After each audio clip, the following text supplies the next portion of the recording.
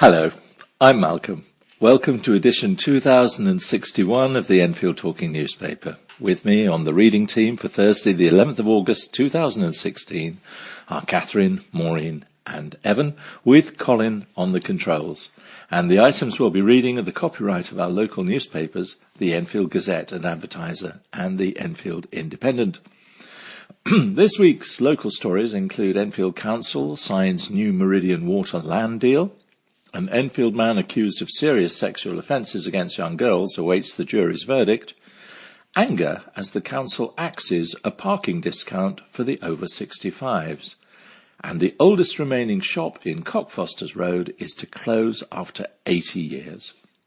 But before we go to the papers, we've got one or two reminders and special announcements. Here's Maureen with the sunrise and sunset times. Hello. Friday the 12th of August, sunrise is 5:42 and sunset will be 20:28. Thanks, Maureen.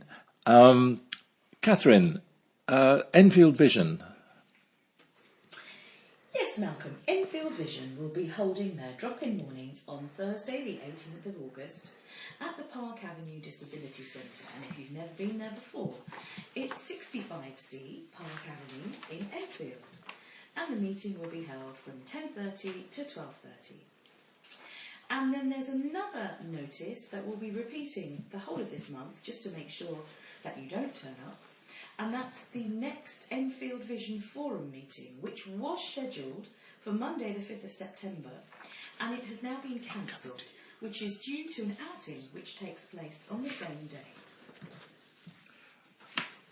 Okay, Evan, it's time for our reminder about the listener's representative. Thank you. I'm sure you know by now that you have a listener's representative, Diane de Jersey, who will be happy to help you with any problems or concerns you have about your talking newspaper. You can call Diane on 0208 805 6578. That's 020 8805 6578. Now here's the first news item. And Maureen's going to read that to us. Halfway there after council signs new Meridian Water land deal. Exciting times are ahead, says Enfield Council, after completing a multi-million-pound deal for land earmarked for the £3.5 billion Meridian Water development. After buying land in Phoenix Wharf last week, the council now owns 18 hectares of land, enough space for half of the 10,000 proposed homes. The council says it will now acquire planning consent for the site and then sell it on for a profit to Barratt, London. The development company, together with Seagrow, will build the scheme, which the council hopes will provide 6,700 jobs in Edmonton. In May, the council passed an emergency budget in order to make sure there was enough money to buy the land, after owners threatened to sell it to private buyers. Last month, the council's planning committee gave permission for the first phase of Meridian Water, agreeing to the construction of 725 homes, as well as retail space, play areas, a community centre and a new train station, which will have the facilities to include the planned Crossrail 2. The plans are so large, the council has had to refer the plans up and is waiting on the Greater London Authority to give the final go-ahead. Building work is expected to start in the spring of 2017, with the first homes completed by December 2018. Cabinet Member for Housing, Councillor Amit Oikana, said, "Meridian Water is forging ahead and we are very close to getting boots on the ground and starting to build the new homes that Enfield so desperately needs. This is a transformational project which will dramatically improve the quality of life for people and help tackle the housing crisis in London." Cabinet Member for Economic Regeneration and Business, Councillor Alan Sitkin, said, "These are exciting times and the council is doing everything it can to make sure local people reap the benefits of this huge project." Accused denies taking pictures. The jury hearing the case of an Enfield man accused of raping a 12-year-old schoolgirl and committing sex offences against 5 other young girls retired to consider its verdict yesterday afternoon. Abdel Razak Badren, aged 33, of Hadrian's Rise, Bush Hill Park, is alleged to have raped his victims in Ponders End in January this year. During the trial at Wood Green Crown Court, he denied that pictures on his mobile phone of the victim he is accused of raping had been taken by him. The court heard he had his own theory of how the images came to be on his phone, and he suggested that someone else had taken the images of the girl and transferred them onto his phone. He also told the court he was visiting a friend in Greenwich, South London, on January 27th this year, when he is alleged to have committed the rape and sexually assaulted another 12-year-old girl in Enfield. Badran said, "It could easily have been mistaken identity. I'm not going to admit to something that I have not done." He repeated the same denial when asked if it was an unlucky coincidence for him that both girls had picked him out in a subsequent identity parade. The court heard that 4 11-year-old girls he is alleged to have assaulted in Oakmere Park in Potter's Bar in November last year had not picked him out in an ID parade. Badran repeatedly told the jury he had not been at the scene of any of the assaults. He also told the court he had not committed any of the alleged offences. He denied that he had a fixation on girls and rejected the prosecution's suggestion that he was a paedophile. The jury has been told he had committed a serious sexual offence against a girl in 2003. Under cross-examination, Badran told the court, "That was the mistake of my life that I will regret for the rest of my life. I will never go down that path again. I put my family and the victim in trauma. I accept that. I would never put anyone in that situation again." He denies all charges against him. He faces 1 charge of raping a girl in Enfield, 5 charges of sexual assault on children, and 5 charges of breaching a sexual prevention order. He also faces a charge of assaulting a girl in Enfield and with theft of a bank card belonging to the mother of one of the victims. A decision to scrap 50% discount on controlled parking zone permits for the over 65s has been slammed. Enfield Council's scheme is part of proposals to raise an extra £160,000 a year, which got the go-ahead despite a call-in at last week's Overview and Scrutiny Committee. The council also wants to introduce permit tariffs rated by size of a vehicle's engine to boost funds. A report by the Director of Regeneration and Environment, David Morris, said the gap between the income and cost of running the controlled parking zones had increased by 42% between 2011 and 2015, but the income had gone up by only 20%. The council has extended CPZs around North Middlesex University Hospital in Stirling Way, Edmonton, and Chase Farm Hospital in the Ridgeway, Enfield, as well as in Winchmore Hill, in Wilson Street and Queen's Avenue. Mr. Morris said, "The cost of permits should cover the administration and enforcement of any schemes to make the service cost neutral." The deputy leader of the council's Conservative group The deputy leader of the council's Conservative group, Joanne Laban, said, "Ending the 50% discount for the over 65s, people who have spent decades paying their council tax will raise £29,000, a relatively small amount given the council's overall budget, but one which will hit some pensioners hard. I'm quite appalled," she added. She said the council should have listened to residents' views. The council held a consultation in the spring and 624 residents participated, with 54% against scrapping the over 65s discount and 33% in favour of the move. Cabinet Member for the Environment, Daniel Anderson, said that consultation documents had been sent to people in the areas affected by the change. The introduction of permit tariffs rated by engine size was opposed by 6 out of 10 respondents. The tariffs will be reviewed annually. Oldest shop closing doors after 80 years.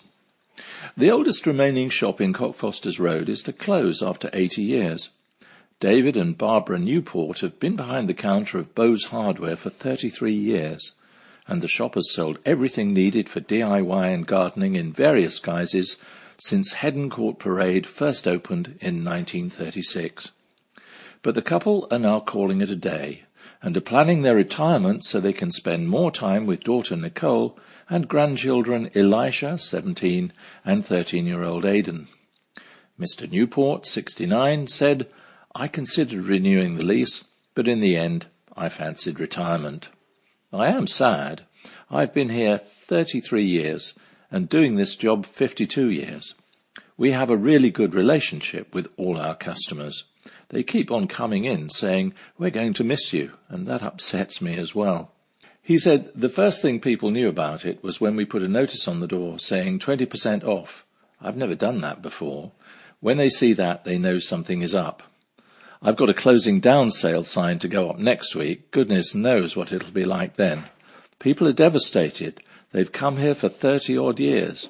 I don't want to sound big-headed, but they like the service they get. They're more than customers, they're friends. Mrs. Newport said she was also sad to be going, saying the couple's retirement had also been partly hurried on by her husband's health problems.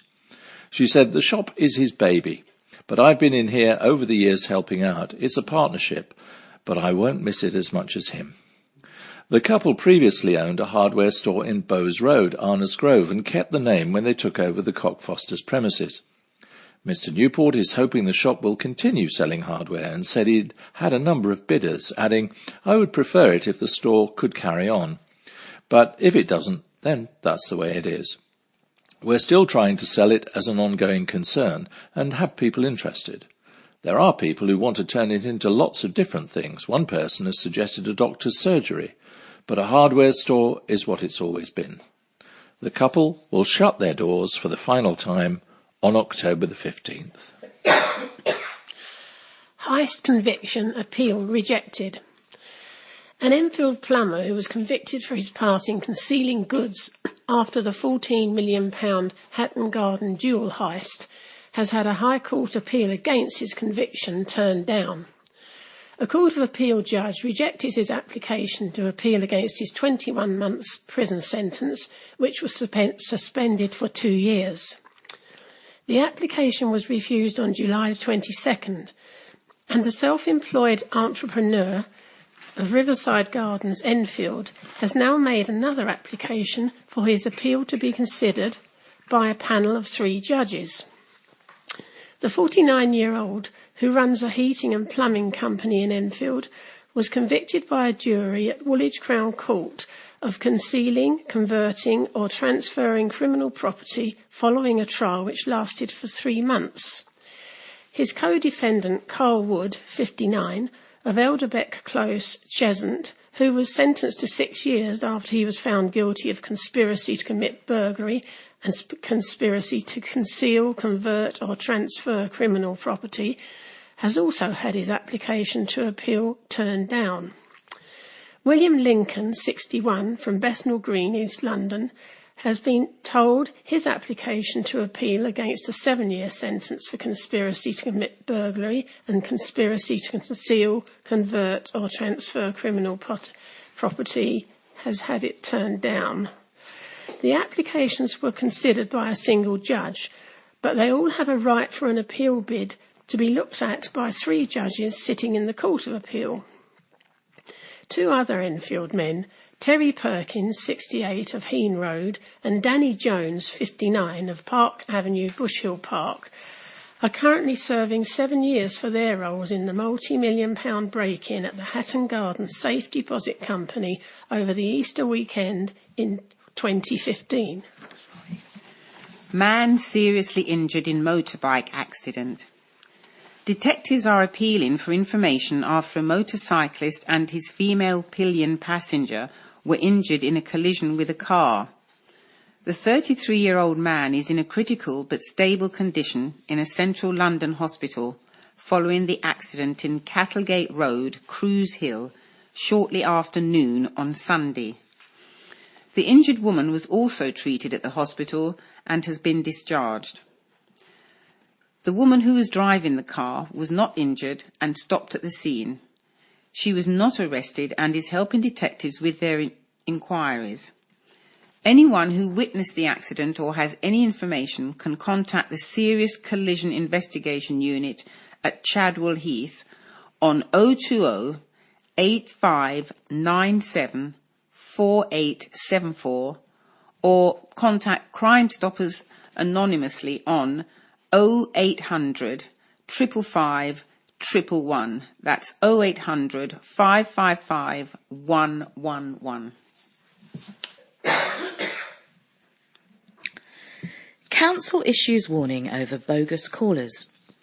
People are urged to be careful after reports of bogus callers pretending to be from the council. Enfield Council says on at least one occasion, a fraudster pretending to be from the authority was allowed into a house where they stole cash and valuables. Cabinet Member for Community Safety and Public Health, Councillor Crystal Fonyonga, said householders should always check a visitor's ID and call the Customer Services Department to confirm it. She said, "Do not call the number on their ID. Any genuine caller will not mind waiting. If you feel at all unsure, schedule a time for the caller to come back again when a friend or relative can be with you." Council Deputy Leader, Councillor Achilleus Georgiou, says council staff will usually make an appointment before arriving. He said, if you have any doubts at all about the identity of a caller at your front door, don't let them into your home. New police boss vows to target terrorism at roots. The new head of Enfield's police says his first weeks have given him a sense of the challenge lying ahead. Detective Chief Superintendent Ian Raphael took over as borough commander on July the 4th, returning to the beat he first served when he joined the Metropolitan Police in 1993. DCS Raphael, 48 and a father of 3, is now taking on his first commander role, but will draw on his experience as the former head of the crime prevention, licensing and business crime teams. DCS Raphael says he feels a personal connection with Enfield. His mother went to school here, and his 101-year-old aunt still lives in the borough, and is determined to keep this community as safe as I can. He added, "I do get a sense of the challenge around the borough, but I'm confident that we can police in a way that gives us a local connection."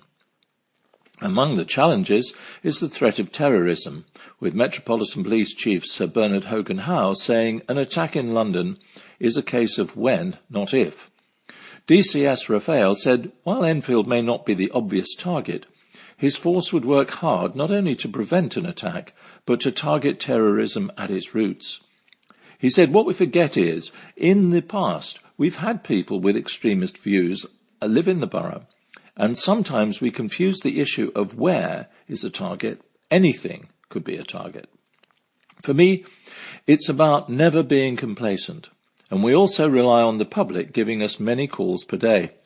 As with every London borough, we will look to work with schools and religious sites to try and find those with extremist views.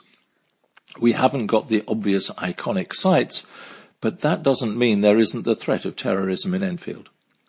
DCS Raphael said he felt proud to be in charge of the borough and was looking forward to the responsibility. He said, "It feels like I've come full circle. When I first became a police officer, the job I aspired to is the job I've now got. My family here gives me that extra bit of connection, an extra sense of responsibility which is unique to me. I feel immensely proud." Recycling yard blaze, casualty in hospital. One person was taken to hospital after a blaze broke out at a waste management and recycling yard in Edmonton. An estimated 100 tonnes of construction waste was damaged by the fire in Nobel Road on Sunday afternoon. A worker at a nearby business spotted smoke coming from the yard on the Ely estate and raised the alarm. Firefighters from Edmonton, Southgate, Tottenham and Chinkford were called out just before 3 p.m. and brought the blaze under control just after 6 p.m. One casualty, who was treated at the scene by the London Ambulance Service, was then taken to hospital. Teen to appear at Crown Court charged over theft of car with 2 children inside. A teenager has been charged in connection with an offence where a car was stolen with 2 children inside. Martin Corley, 19, of no fixed address, is accused of kidnap, child abduction and aggravated taking and driving away. It was decided the case was too serious to be heard before magistrates, and it has been referred to Wood Green Crown Court, where Mr. Corley is due to appear on Thursday, August 18th. On July 2nd, a 27-year-old woman left her Vauxhall Astra in Kemp Road, Enfield, with her 12-year-old daughter and 11-month-old baby inside. Police say that after the woman left the vehicle, a man got in. As he drove off, the young girl was able to escape, but the baby remained trapped inside. The infant was found shortly after, uninjured, on the doorstep of a house in Guinevere Gardens, Cheshunt, and police were subsequently called. The car was later found abandoned in Cooper's Walk, Cheshunt. Fire Brigade says goodbye to Maisie the canteen cook. A woman who had once been a canteen cook at Edmonton Fire Station was remembered at a ceremonial funeral last week. Maisie Bess Spooner, 99, had spent a number of years in the late 1970s serving the fire crews at the station in Church Street their favourite dishes. But the special honour accorded her on Wednesday was also in recognition of her wartime activity as a volunteer firefighter with the Auxiliary Fire Service and the many years she spent working for the London Fire Brigade as a call handler, answering emergency 999 calls. Firefighters formed a guard of honour at Enfield Crematorium. The funeral cortege also included 3 fire engines. Maisie, also nicknamed Big C or Mitzi by friends and family, retired as a cook at Edmonton Fire Station in 1978. She lived in Cheshunt. She joined the Auxiliary Fire Service at the age of 22 in a bid to do her bit at the start of World War II in 1939. Over the years, she shared stories with crews of times during the Blitz, hurtling across London in a fire engine while bombs landed around her. Soon after the end of the war, she became a fire service call handler. She also drove a canteen wagon and provided meals to crews at the scenes of accidents and training exercises. The capital's most senior woman firefighter, London Fire Brigade's Director of Safety and Assurance, Danny Cotton, paid tribute to the 99-year-old. She said, "We owe a huge debt of gratitude to our wartime women firefighters like Maisie, who did so much to protect the nation, but also helped pave the way for the women firefighters working today across the country." London Fire Brigade are celebrating their 150th anniversary, remembering those devoted to the fire service. We must never forget the dedication of firefighters, past and present, and it was great for us to be able to give her a guard of honour that she so richly deserved. Allotment couple enjoy the good life. Husband and wife allotment holders Evelyn and Barry Craven are Enfield's equivalent of Tom and Barbara in TV's The Good Life. Like the couple in the popular 1970s sitcom, Evelyn and Barry are self-sufficient in growing their own fruit and vegetables, and they're spearheading a drive to get other Enfield residents to enjoy the benefits of owning their own plots. The couple, who have a plot in Cheney Walk, Grange Park, are helping to promote the activity as part of National Allotment Week, which started on Monday. The couple have had their allotment, which they rent from Enfield Council, for the past 10 years. They decided to get a plot after moving house to a flat without a garden. Daniel Anderson, the council's cabinet member for environment, has visited the allotment and was shown around. Evelyn said that the allotments here are like a little community. There are people from different backgrounds of all ages. She praised the health benefits. It gets you out in the fresh air and is excellent exercise, she said. It's also great to get children involved with the planting and harvesting. Barry speaks about the sense of achievement in homegrown foods and highlighted the social benefits. He said there's also a huge social element with allotment holders, often working together to enhance their plots and sometimes even betting among themselves as to who can grow the best fruit and vegetables. Allotments are available to all Enfield residents aged 18 and over. There are 3,000 allotment plots over 35 sites across the borough. The council is encouraging residents to rent allotments as part of a new fitness campaign, Move More Enfield, to promote healthy lifestyles. To find out more about allotment ownership, visit http://enfield.gov.uk/info 2027/allotments. Or just ring the council. Supermarket sweep. A campaigner who is fed up with seeing abandoned supermarket trolleys on the streets of Enfield says that changes to the council's reporting system have caused delays in getting them removed. Ernest Smith has spent more than a decade reporting sightings of dumped trolleys after shoppers have finished with them. He said, "I have seen and recorded 22,000 trolleys abandoned in the streets and have taken most of them back to the supermarket. I have only asked the council to remove 4,506. Until recently, a short phone call to the call centre was required to get the details logged in the council system. If the call was made before noon, most fly tips would be cleared that day. But he said that Enfield Council's move away from using a call centre to online recording had slowed things down. The council is not responding enough or quickly enough," added Mr. Smith of Ladysmith Road, Enfield. He said he had seen abandoned shopping trolleys full of rubble or even used as makeshift barbecues or for spray painting. In 2010, the council took over the power to seize and remove abandoned shopping trolleys. It can also charge owners for the cost of removal, storage and disposing of them. Mr. Smith welcomed the move, which he said should make the stores take notice. However, the 78-year-old said that dealing with the volume of abandoned trolleys was a drain on their resources. The council scraps trolleys which have not been claimed within 6 weeks. Shops are charged £5 a day storage, with an extra £60 administration and collection fee.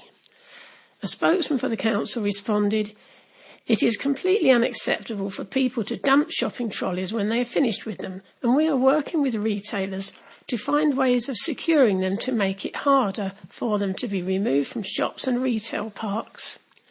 Enfield Connected makes it easier than ever before to report littering, fly tipping and other street issues to the council and ensure they are removed promptly. We are constantly updating our website to make it more accessible, and we will continue to do so to make sure residents can help us to keep our streets clean. Simon says hello. Callers booking tickets at the Chicken Shed Theatre had a surprise when the phone was answered by an acting great. Simon Callow answered calls at the Cockfosters Theatre box office throughout last Tuesday morning, personally greeting customers as they booked their tickets, including to the upcoming Christmas show Adventure to Oz, which went on sale the same day. It was a return to Mr. Callow's roots. His involvement in theatre began in the early 1970s when he wrote a fan letter to Sir Laurence Olivier, who was the artistic director of the National Theatre. He received a reply suggesting he joined their box office staff, which gave him the chance he needed to begin his career, which included film roles in 4 Weddings and a Funeral and Amadeus, and on stage in many plays. Kevin Metchier, head of box office at the Chicken Shed, said, "We always thought how Simon started in theatre is a nice story. Then he wrote a piece praising Christmas shows and name-checked us. We asked Simon if he wanted to come down and help us launch it, and he said, "Sounds like great fun, count me in." He is someone we are very proud to call a friend and supporter. Chicken Shed artistic director Lou Stein added, "The designer on our Christmas show has worked with Simon on his shows.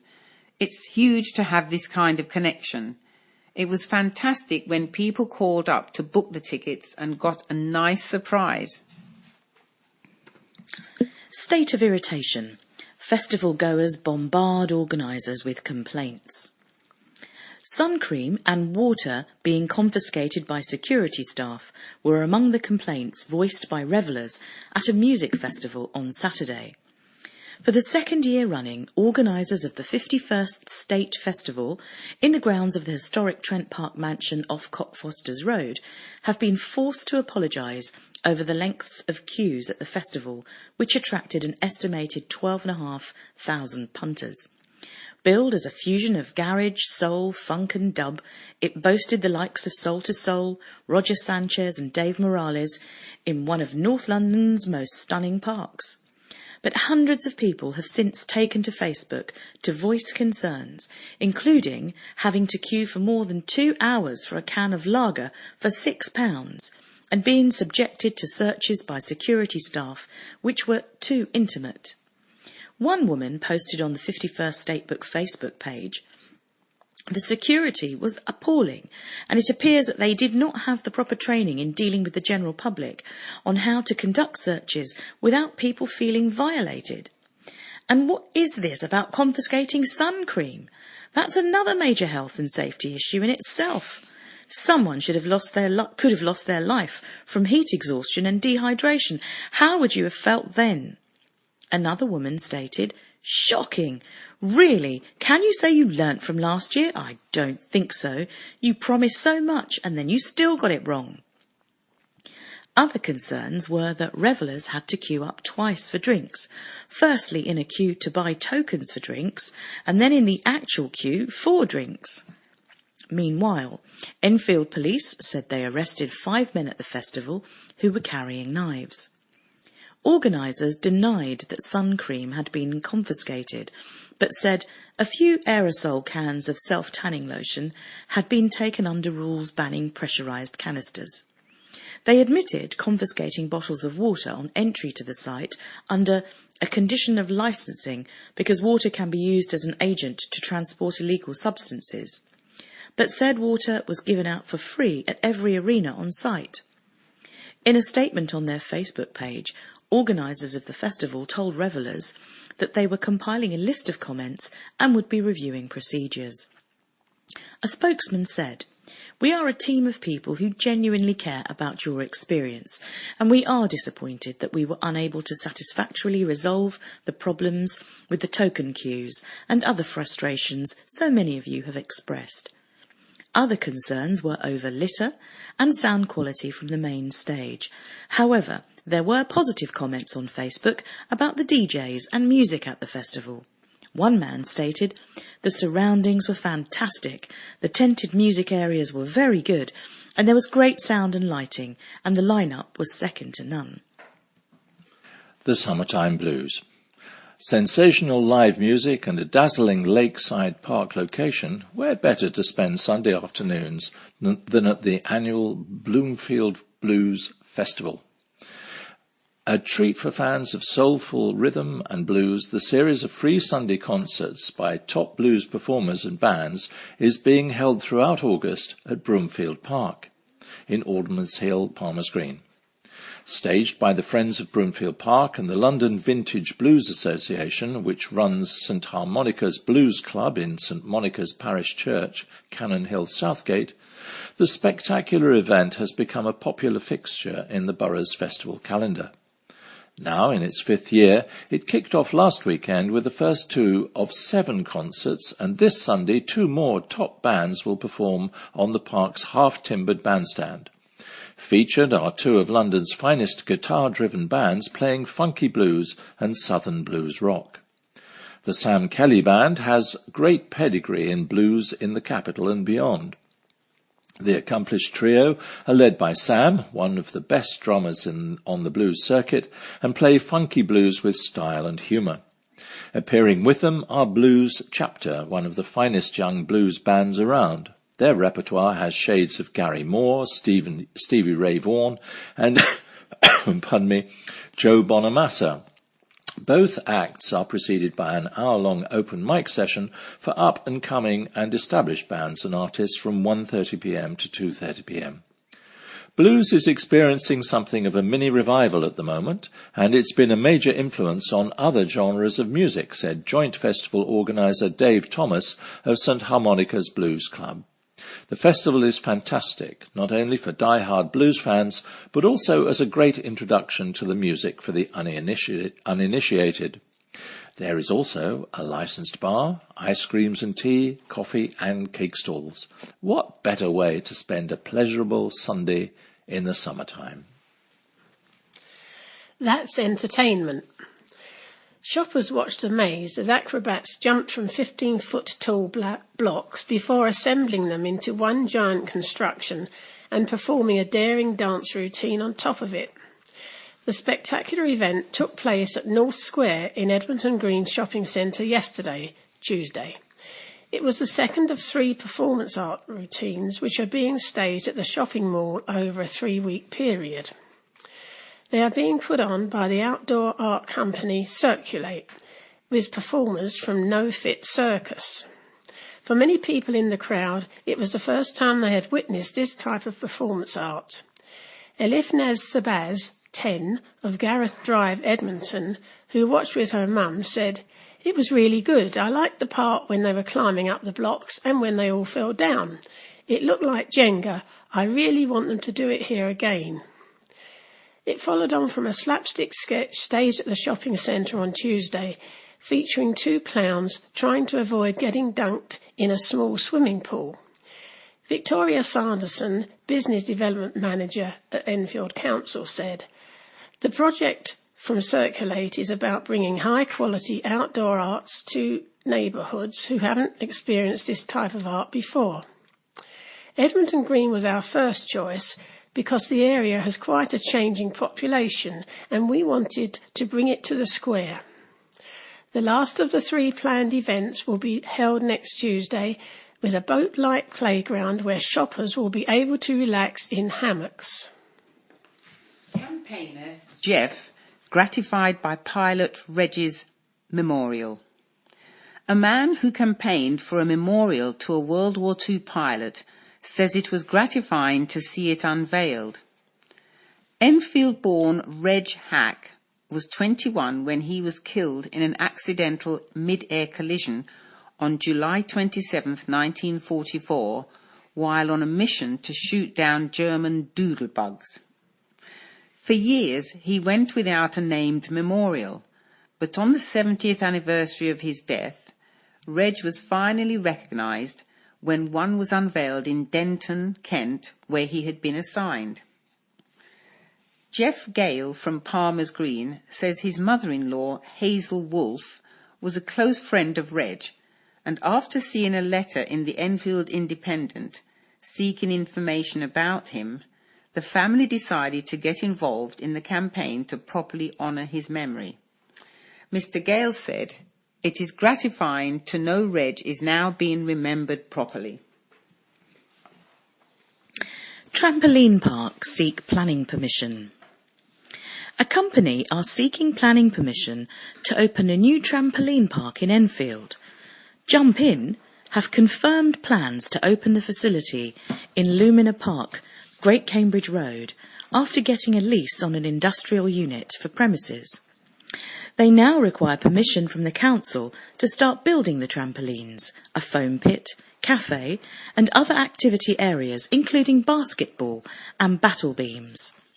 Jump In chairman Vernon West said, "Trampolining is one of those rare activities that all the family can enjoy together. Almost anyone of any age can take part, and you don't need to have any special ability to have fun. It's just a case of going with the momentum." School is served up a table tennis treat and a goose is nearly cooked. Well, what's going to happen is Maureen's going to tell you about the goose. I'm going to tell you about the ping pong. Ping pong potty pupils at a Southgate secondary school are celebrating after being given 2 outdoor table tennis tables. Actually, try saying that, ping pong potty pupils and table tennis tables.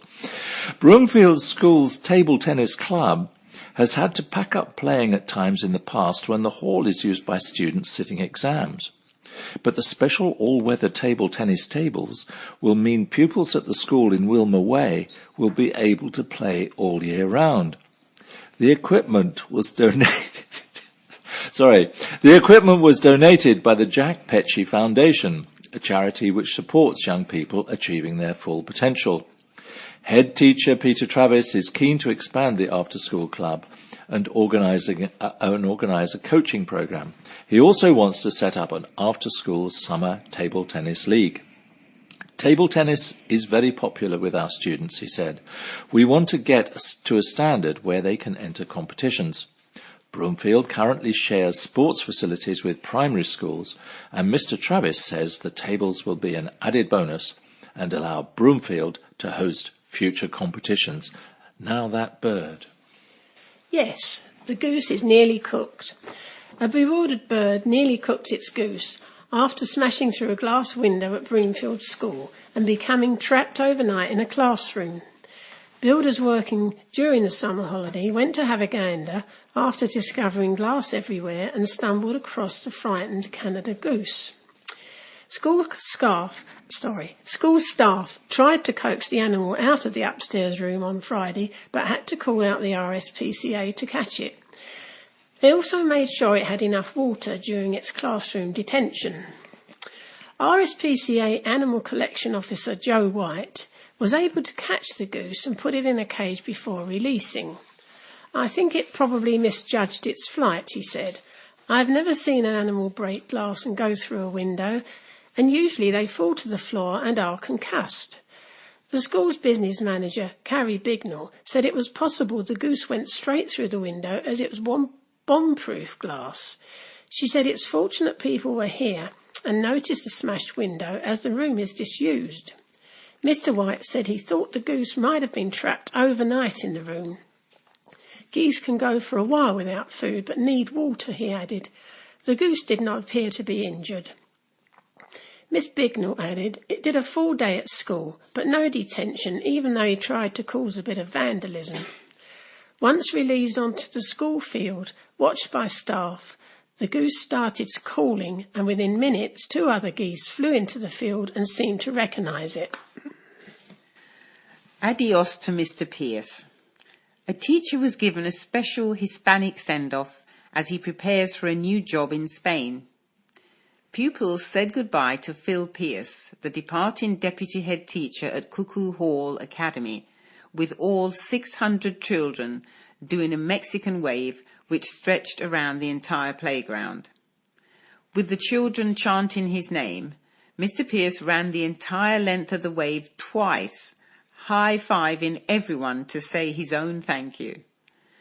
Mr. Pierce, who had been unaware of the plan, said, I feel absolutely blessed to have worked with such incredible people at such an incredible place. Okay, before we go on, there's just time to mention that our title music is Country Rock Polka, composed by Pat Prilly, Fernand Bouillon and Harry Breur. It's performed by Jean-Jacques Perret, who's kindly given his permission for us to use it. Now, what we're going to do now is to go on to, just to let you know how the rest of the recording goes. We're going to do the sport, and there's a bit of cricket and some football and a little tiny bit on swimming. And then we're going to read the letters that we found in the papers, because we thought you might like to hear those, and then we're going to stop. So I'm going to kick off with some cricket. Southgate lost their grip on top spot in the Premier Division of the Middlesex County Cricket League on Saturday after crashing to a 105-run defeat at home to title rivals North Middlesex. A stunning run of results had taken Southgate to the top of the table, but they failed to build on making a bright start to this match as they were comprehensively beaten, resulting in them dropping to third place, 8 points adrift of new leaders Teddington. Mukesh Bhatt, 3 for 47, shone with the ball early on as North Middlesex slipped to 45 for 4. But Mitchell Murray came to the visitors' rescue with a fantastic innings of 105 before the declaration on 222 for 9. Southgate was soon in trouble in reply as they slumped to 18 for 3 before Cameron Steele, 20, and Hayden Morton, 38, tried to launch a recovery. But wickets still tumbled at regular intervals as the hosts continued to struggle, and they never looked like coming close to reaching their target, eventually being dismissed for 117. Tom Nicol, 3 for 20, was the most successful bowler. Meanwhile, Winchmore Hill suffered a major setback to their hopes of securing promotion from Division 3 as they slumped to a shock 30-run defeat at lowly Bessborough to slip from the top of the table and leave them in third place. Some consistent scoring helped Bessborough to amass 238, batting first. Scott Birkinshaw, 4 for 52, and Jim Gatting, 3 for 53, were the most successful bowlers. Morgan Pryor made a fine 78 for Hill in reply, but Gatting, 37, and Birkinshaw, 29, not out, were the only other men to make an impact as they were dismissed for 208. And a disappointing day for the borough's teams in the Middlesex League also saw Enfield lose by 5 wickets at home to runaway leaders Finchley in the second division. Neville Talbot, 119, and Jack Plum, 104 not out, both played superbly for Enfield as they declared on 283 for 4 after being put into bat. But Finchley encountered few problems in reaching their target, with Phil Hughes, 91, Hassan Khan, 62, and Javon Abraham, 47 not out, playing the key roles in guiding them to 286 for 5. However, Enfield bounced back in fine style on Sunday as they booked their place in the Middlesex Cup final with a 68-run win over Wickham House. Plum, 97, was again in the runs as Enfield made 218 for 8, batting first, and Leo Smith, 4 for 45, then shone with the ball as Wickham could only reach 150 in reply. Batsman's innings proves the difference as Khan steers Enfield to win. North Enfield edged to a 1-wicket win over third-placed Eversholt in Hearts Division 2B on Saturday. Captain Kieran Jones won the toss and chose to bowl first on what looked a very flat wicket. Eversholt was struggling on 95 for 6, but recovered to post 180 for 9. Abdul Wahid Khan took 2 for 21, with important contributions from Jones, 3 for 42, and Tom Colin, 3 for 29. Sam Pitcher, 12, and Zach Brown, 32, put on 31 for their first wicket. North Enfield found themselves on 67 for 4 from 24 overs. Ramon Baker chipped in with 35, but the batting of Khan proved the difference as his powerful scoring helped take them to victory with 5 balls left. North Enfield seconds earned a draw against Abbott Langley seconds in Division 6B. Batting first, Abbott scored 217 for 7, and Steve Maskell taking 4 for 15. The reply started badly, losing openers cheaply with just 20 on the board, but a stand of 90 between Faisal Patel, 67, and Richard White, 39, took them to 201 for 7. Football, Cockfosters. Cockfosters were made to pay for a dreadful start as they bowed out of the FA Cup at the first hurdle with a 2-1 defeat at home to Harpenden Town in the extra preliminary round on Saturday. The Reds began as favourites against a side who play a level below them, but they endured a nightmare first 15 minutes, which saw them concede 2 goals, have John Cush sent off for a professional foul, and see fellow central defender Carl Mensah carried off with a knee ligament injury. The 10 men fought back well after this and reduced their deficit through Johnny Sexton. But despite creating several other chances, Cockfosters were unable to get back on level terms as they made an early exit from the competition. Everything went wrong in the first 15 minutes, said manager Dean Barker. I don't think I've ever known a start like that in all my time in football, conceding 2 goals, going down to 10 men and losing my other central defender to injury. I can't fault the efforts of the lads to play with 10 men for more than 70 minutes, score a goal and have several other chances to grab an equaliser was a good showing. They were out on their feet at the end of the match. It was a hot day and it was the first match of the season. We had 10 first-team players unavailable, but credit has to go to Harpenden because they played well. Cockfosters now turn their attention to their Spartan Premier Division campaign, which began with a trip to Leighton Town last night as they prepare to visit Crawley Green on Saturday, 3 p.m.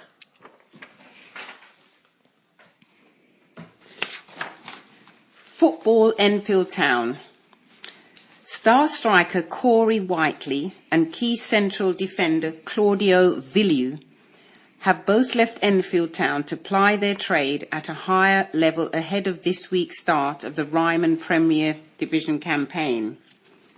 Whiteley, who had been widely expected to move on after scoring nearly 30 goals in all competitions last season, has stepped up 2 levels and joined National League outfit Dagenham and Redbridge, who were relegated from League Two last season.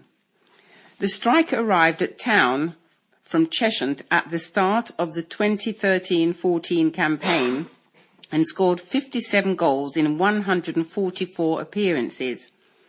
Meanwhile, Vilchu has made the move to National League South side Bishop Stortford after making 70 appearances for Town since joining the club in January 2015.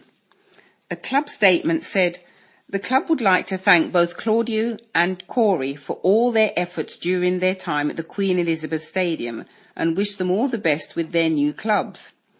The duo follow in the footsteps of striker Bobby Devane and central defender Harold Joseph, who both left the club earlier in the summer to join sides playing at a higher level. But despite the high-profile departures, Town head into the new season with high hopes of success after only narrowly missing out on a place in the playoffs for the past 2 years. Bradley Quinton's men have produced a number of encouraging performances during their pre-season programme, which ended with a 2-1 victory at Ryman Division 1 North side Haringey Borough. The match proved to be a rather low-key affair, but Town broke the deadlock on 40 minutes when a swift breakaway ended with Mickey Parcell latching on to Nicky Ahmed's through ball and slotting into the net. The lead was doubled just before the interval as Town were awarded a penalty for handball and Billy Crook sent keeper Harry Palmer the wrong way from the resulting spot kick.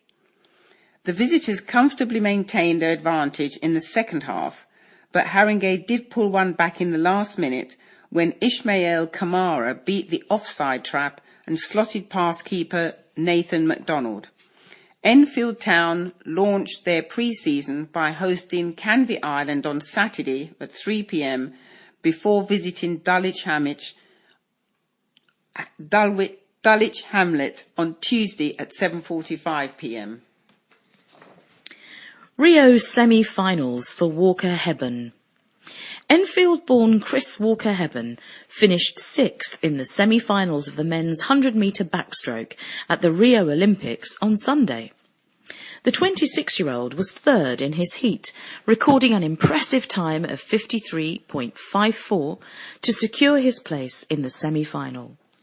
Despite clocking a time of 53.75, he finished 6th, but needed to finish in the top 4 in order to advance to the final. Well done, Chris.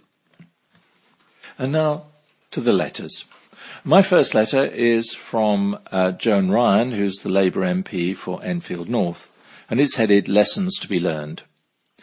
I welcome the publication of the Chilcot report, which has provided a comprehensive assessment of the UK's involvement in the 2003 Iraq War and its aftermath. I supported the military action in good faith, and the findings of the inquiry have made clear that there was no falsification or improper use of intelligence, no deception of the Cabinet, and no prior secret commitment to go to war. There are serious and legitimate criticisms which have been made about the post-conflict planning, and there are very important lessons we need to learn, especially when we consider future interventions in other countries. However, we must recognise also that there can be terrible consequences when we fail to act against brutal dictators who are terrorising their own people. The UK has stood by and allowed a tragedy to unfold in Syria. President Assad, like Saddam Hussein, has used chemical weapons against the civilian population. Hundreds of thousands of lives have been lost, and millions of people have been displaced. This is a letter from Patrick Dowerbury. Pavements are intended for use by pedestrians. The banner headline, "Traders hit the roof at ban on street displays," Advertiser, July 27th, makes for good reading. It's high time the council took action on traders encroaching on the pavement, which is meant for the general public. Their argument is that they have been there for well over 30 years, and some of their customers said it had made the character of the place more villagey. But I would like to remind them that the population has also increased as a result of the influx from our European neighbours and other parts of the world. That being the case, it is the council's duty to ensure that the pavement is kept clear and enable free movement for wheelchair users, blind people, mothers with pushchairs and their babies, and not to forget the senior citizens. They all pay their council tax, and one of the things the tax is used for is the pavement. The council must not bow to pressure from these traders. This is a letter from Caroline Pidgeon, Liberal Democrat, London Assembly member. Do you have an Oyster card you haven't used for months or perhaps years? If so, you are not alone. In fact, there are millions of Oyster cards that haven't been used over the last year. Yet most people have paid a deposit for their Oyster card, as well as having some credit left on them. Recently, I revealed that Transport for London has now accumulated over £223 million due to the deposits and credits sitting on these dormant Oyster cards. With the advent of contactless payment, which offers the same fares as Oyster pay-as-you-go, some people are finding that the reasons they might once have kept hold of a spare Oyster card no longer applies. So, if you really don't think you have a need any longer for your Oyster card, you should be made aware that you are entitled to a full refund from tube station ticket machines or by contacting TfL's customer service team on 0343 222 1234. It is, after all, your money that TfL is holding. If you want to claim it back, you have every right to do so. How very interesting. And now time for some transparency by Michael Clary of Southgate. He begins, I also attend Southgate Ward Forum meetings, and Tricia Webb, ward councillors take concerns on board at regular meetings from the Advertiser August the 3rd, may unknowingly be sick of the sound of my voice at them. She is right to say that the library relocation was mentioned some months ago at one of these meetings. However, no mention was made of substantial downsizing or the need for a library card to gain admittance because our ward councillors had not been made aware of it by the council, so there was no obvious cause for concern, with some even feeling it might be beneficial. The downside only became apparent to our councillors just before the most recent ward forum meeting. The temporary closure notices appeared the day after the forum. The council needs to be franker about what it is proposing. If it is not open, it engenders suspicion about what else it might be planning on libraries, or about anything, and that is not a healthy situation for anybody. Councillor Dinah Barry, Winchmore Hill Ward, writes, "Your input is to be welcomed." It was lovely to read how pleased Tricia Webb was with her experience of her local ward forum. Every ward in Enfield holds ward forum meetings 4 times a year. In Winchmore Hill, we have regular reports from the police and presentations by council officers and other service providers on issues that concern our residents, as well as time to discuss local matters so that councillors can understand and act on issues of concern. In addition, most councillors hold regular ward surgeries where residents can drop in without an appointment to tell us of their concerns so that we can, when appropriate, give support and take action. I hope this correspondence will encourage as many people as possible to get involved. The details of ward forums and ward surgeries are available on the council website or by writing to a local ward councillor at the Civic Centre. This is a letter from Tim McLaughlin, Alzheimer's Society. Second Memory Walk. I'm delighted to see the positive response to Memory Walk from Londoners this year. Almost 3,000 people have already signed up, which is 3 times the number of sign-ups we had this time last year. To meet this unprecedented demand, we have now added a second walk, starting at 3 p.m. on Saturday, September the 3rd, at Potter's Fields Park in Southwark. Memory Walk is a great day out, bringing together people of all ages and abilities from across London, while helping raise money to support people with dementia. Memory Walks are taking place across the country in September and October. To register, visit memorywalk.org.uk. Hannah Gurney, Friends of the Elderly, invites you to join Coffee Companions in her letter. Have you ever sat in a coffee shop and struck up a conversation with someone on the next table? In a world where people check their mobile phones an average of 85 times a day and spend more than 8 hours a day on an electronic device, the more traditional ways of communicating seem to be getting lost. Coffee Companions, supported by Friends of the Elderly, is aiming to change this. The new initiative uses chat mats to indicate whether someone is happy to say hello and have a chat, or not today, maybe another time. The goal is to bring people together and support those experiencing loneliness.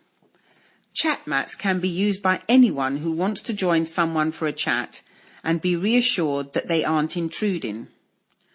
Friends of the Elderly, one of the UK's oldest charities, is encouraging people across the country to use their chat mat in places where they would like to strike up a conversation with other people, such as in their work canteen or at a lunch club. We know that loneliness has a devastating impact on older people's lives. Chat mats gives people an opportunity to walk into a coffee shop and be reassured that they can expect a warm welcome and a chat with someone. More than 5 million older people in the UK are affected by loneliness, and this is set to rise by 40% over the next 15 years.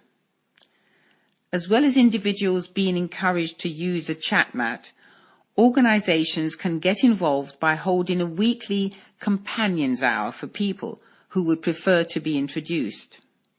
For more information and to find out how you can order a chat mat, visit coffeecompanions.co.uk/FOTE, that's FOTE, telephone 0845 003 0630.